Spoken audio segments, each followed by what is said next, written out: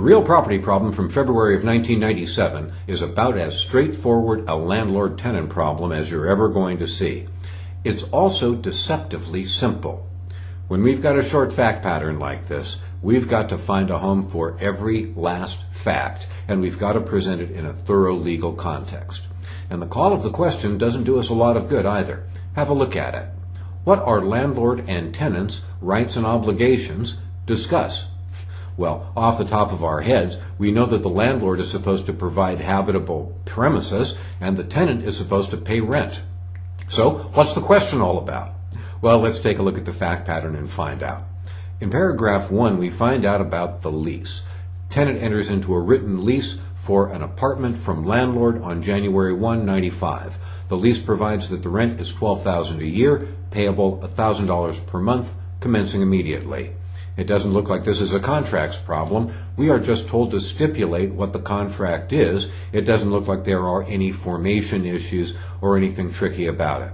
We've got a landlord and a tenant. We've got an apartment and a residential lease. So far, so good. Paragraph 2. Tenant moves in. Soon thereafter, tenant is visited by inspector, who tells tenant that landlord had received numerous warnings over the years about unsafe electrical wiring and in the bathroom, and had been cited and fined once for it. Tenant called landlord and asked about this wiring.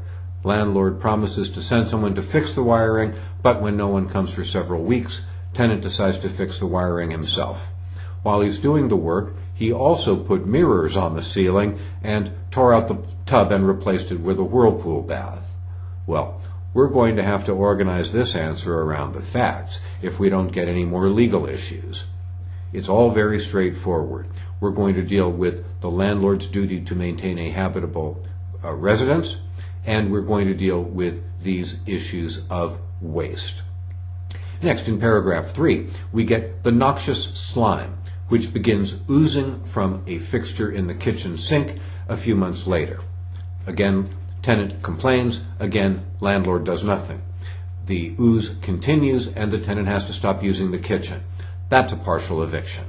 Tenant reported the problem to inspector, who caused landlord to be cited and fined. Despite this, landlord did not make the repairs and the kitchen remained unusable. Tenant has remained in the apartment but has stopped paying rent. You know what? I don't have too much of a problem with this tenant refusing to pay for an uninhabitable tenancy. But the fact that I have little problem with it doesn't mean that I'm not going to find the tenant at least partly liable for rent. But it's obvious that the landlord is the one who's the bad guy in this fact pattern. Next, on December 1, 1995, tenant gets a registered letter from the landlord giving him notice to vacate. And in a subsequent phone conversation, landlord tells tenant that notice was given because landlord is tired of tenant's demands for repairs and angry because he was fined. And that's called a retaliatory eviction. What are the landlord and tenant's rights and obligations? Well, it is clear we're going to need to organize our answer around the facts. But up front, take a look at my outline of issues and see how in the first section I focus on the law and I focus on the duties that a landlord and a tenant owe one another. Then I focus on the facts. I first deal with the bathroom wiring. I focus on the warranty of habitability, the covenant of quiet enjoyment, and I suggest that the tenant's remedy will be restitution for the time and expense of repairing it. With regard to the ceiling mirrors and whirlpool bath, the ceiling mirrors I characterize as voluntary waste. The whirlpool bath is ameliorative waste. The landlord's remedy would be damages to compensate the landlord for the costs of repair or the diminution of value. Then we focus on the noxious slime. Here again, we've got the warranty of habitability and the covenant of quiet enjoyment to deal with, but also a partial or a constructive eviction. And then next we focus on the tenant's remedies. Notice how I am trying to use headings that mean something in this fourth section. Then finally we turn to the landlord's letter and the conversation with the tenant.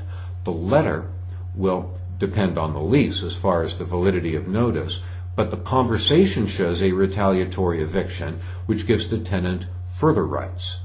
Well, Like most short, simple fact patterns, it is quite challenging, and we've got to organize and present our answer under time limits. So let's now focus for a moment on my model answer. And let's see just how detailed it really is. Up front, I focus on the lease between landlord and tenant. I focus on the facts, and I extend them by inference a little bit. It looks as if this is a valid contract. The landlord and tenant have certain rights, and they both have a covenant of good faith. So we focus on the landlord. Here, he's got an unwaivable duty to keep the apartment habitable. There's a covenant of quiet enjoyment in all residential leases as well, and that means the landlord can't interfere with the tenant's right to be free from unreasonable disturbances or from a constructive eviction. The tenant's primary obligation is to pay rent, and here the tenant has stopped paying rent. The extent of his obligations will depend on the analysis in the rest of our answer. The tenant has a duty not to commit waste as well, and we're going to focus on the modifications he made to the bathroom too later in the answer. So let's get to it. First, we focus on the bathroom wiring. You'll notice that the first paragraph that I present summarizes the facts and details what they mean legally. Tenant's argument is that the problem with the bathroom wiring violates the warranties of habitability and quiet enjoyment. So let's take a look at each one of them separately. I focus on the warranty of habitability. I explain what it is, and I explain that when no one came to fix this problem for several weeks, the tenant could have left right then and sued for damages, or made repairs and deducted the reasonable cost of those repairs from the rent. He chose to make the repairs himself, and that's within his rights. We focus on the covenant of quiet enjoyment next, and here the landlord has to fail to interfere with the tenant's right to be free from unwarranted disturbances. Basically, the landlord can't mess with the client. He can't make the apartment or leave the apartment in such bad shape that the tenant can't quietly enjoy the leasehold. So the problem with the wiring probably doesn't violate the covenant of quiet enjoyment, but the tenant still is going to be entitled to restitution for the reasonable expenses of repairing it. Next, we focus on the ceiling mirrors and the whirlpool bath. I lead with the facts briefly in a couple of short sentences just to set the context for the analysis. Next, we focus first on the ceiling mirrors and then on the whirlpool bath. The paragraphs within each of these two sections focus on waste, voluntary waste and ameliorative waste. Now, here when you think about it, we are really dealing with the law of torts, but it arises in the real property context, and I would grant that waste issues are intrinsic to real property and aren't limited to torts. The bottom line here is the landlord has a right to damages as a remedy to fix the ceiling and the tub and repair them to the condition they were in before this tenant changed them. Next, we turn to the noxious slime, and here again I lead with the facts. I set the stage. I indicate that the tenant is in possession but has quit paying rent. So, first we focus on the warranty of habitability. I've discussed it earlier, so I incorporate by reference here. But the noxious slime obviously is a violation, and the tenant is going to be entitled to abate the rent for sure, but very likely he won't be allowed to quit paying rent entirely. Next, we focus on the covenant of quiet enjoyment. Here the situation is different than the wiring. I didn't think the wiring violated the covenant of quiet enjoyment because it wasn't sputtering and damaging anything. It was just latently dangerous. But here, the noxious slime certainly does constitute a violation of the covenant of quiet enjoyment. Not only that, it also constitutes a partial eviction. We're told in so many words that the tenant can't use the kitchen anymore, and that's good enough to constitute a partial eviction. I think that the problem is serious enough that the tenant could have been well within the tenant's rights to just abandon the leasehold and declare the deal over with as a constructive eviction.